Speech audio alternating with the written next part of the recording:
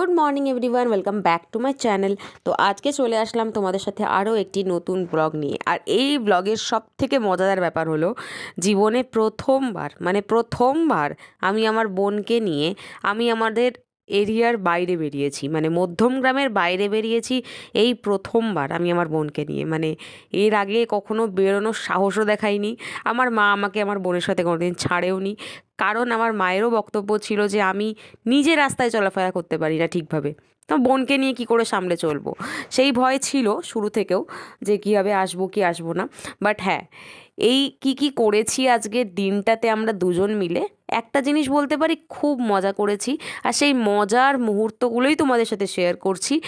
আর please তোমরা দেখতে থাকো পুরো ব্লগটা, আশা করি তোমাদেরও ভালো লাগবে। তো চলো, আমাদের আজকে অনেক কিছু প্ল্যান ছিল, কিন্তু সেই প্ল্যানের অনেক কিছু চেঞ্জেসও হয়েছে। আর সেই চেঞ্জেসগুলো কী আর কীভাবে চেঞ্জেসগুলো হয়েছে সেগুলো জানতে হলে কিন্তু ব্লগটা পুরো দেখতে হবে। আশা করি ভালো লাগবে। চলো।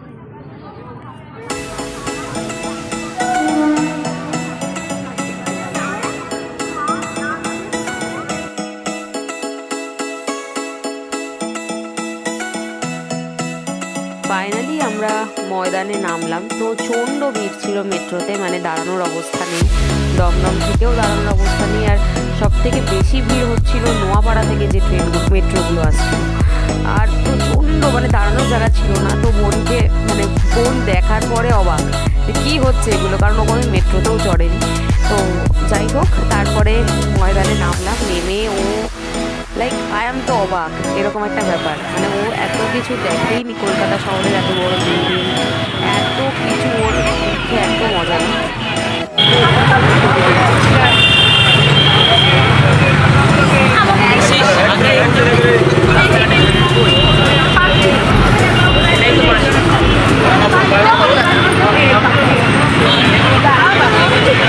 যেতে যেতে, মানে আমাদের প্ল্যান ছিল তারপরে ময়দানে যাব, কিন্তু ময়দানের আগেই সামনে দেখলাম এলিট পার্ক। তো এলিট পার্কে যাওয়ার পথে পড়লো এই যে ছোটোবেলায় এই জিনিসগুলো আমরা কত খেয়েছি না ছোটোবেলায়, স্কুল লাইফে। এগুলো এখনও পাওয়া যায়, কিন্তু দাম এখন 5 টাকা থেকে 20 টাকা হয়ে গেছে। তো এই 20 টাকার এই জিনিসগুলো এখনও খেতে, মানে এখনও মুখে লেগে থাকার মতো। যাই হোক, এগুলো খেতে খেতে, মানে সকালে আমরা অ্যাকচুয়ালি সেরকম কিছু খেয়ে বেরোইনি।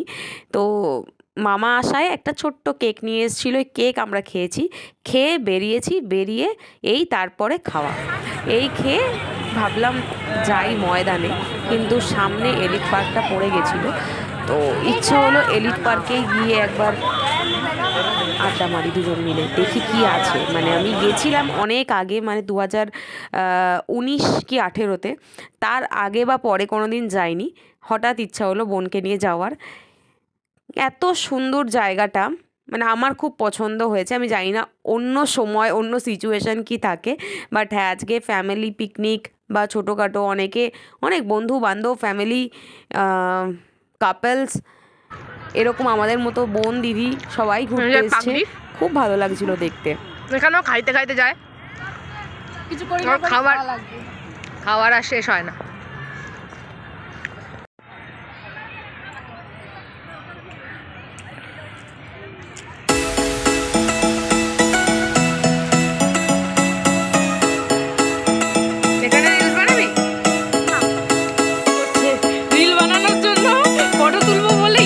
জোগাড় করে রাখছে, স্ট্যান্ড বানাচ্ছি, সস্তা স্ট্যান্ড।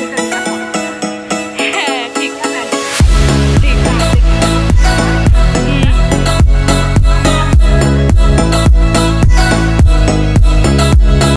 এখানে আসার খুব প্ল্যান ছিল, আর আমার খুব ইচ্ছা ছিল, মানে অনেক ছোটোবেলায় এসেছিলাম। বাট এখানে যা অবস্থা, এ দেখে আমার থেকে আমার বোনের অজ্ঞান হয়ে যাওয়ার জো আছে। তো তার জন্য এটা ক্যান্সেল। তার পাশাপাশি এই চার্জ ছিল, তো তার জন্য ভাবলাম চলো আগে 4টের মধ্যে বন্ধ হয়ে যাবে, 3:40 অলরেডি বেজে গেছে, এখন না গেলে আর চার্চে যাওয়া হবে না। চলো তাড়াতাড়ি গিয়ে যাই, মানে ঢুকে চার্চটা ওকে দেখিয়ে আনি অ্যাটলিস্ট, যেটার জন্য মেন আশা। তারপরে চার্চে চলে গেলাম ডাইরেক্ট।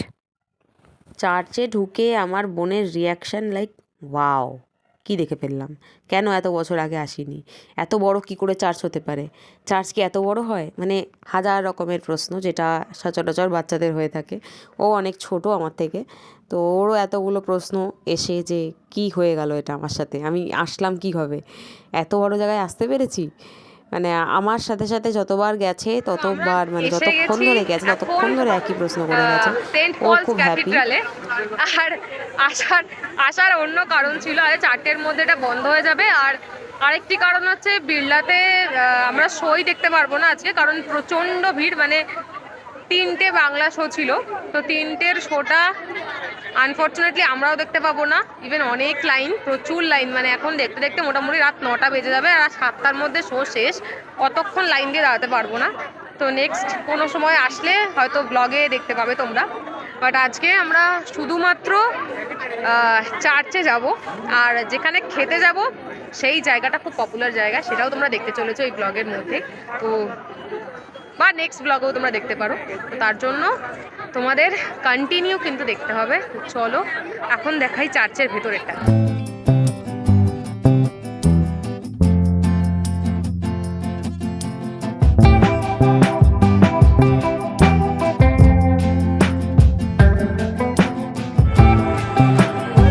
এখানে একটা ভালো জিনিস দেখতে পেলাম।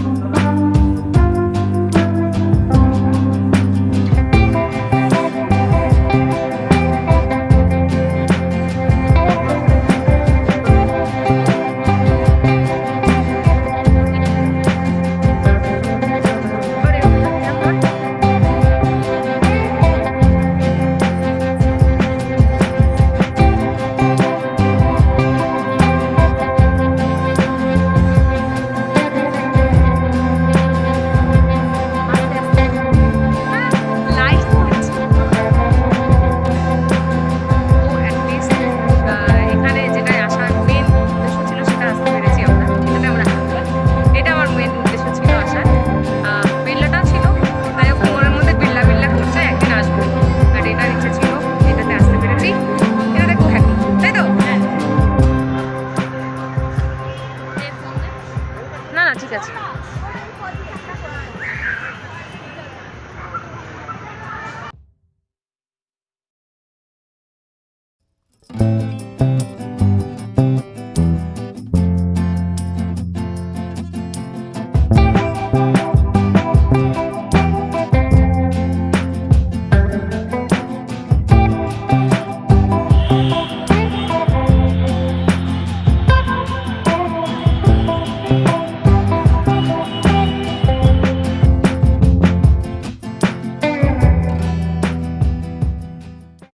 এটা ছিল পার্ট 1। পার্ট 2 খুব তাড়াতাড়ি আসতে চলেছে, আর তার জন্য এই ভিডিওটিকে লাইক করতে হবে আর আমার চ্যানেলটিকে লাইক, শেয়ার, সাবস্ক্রাইব করতে হবে।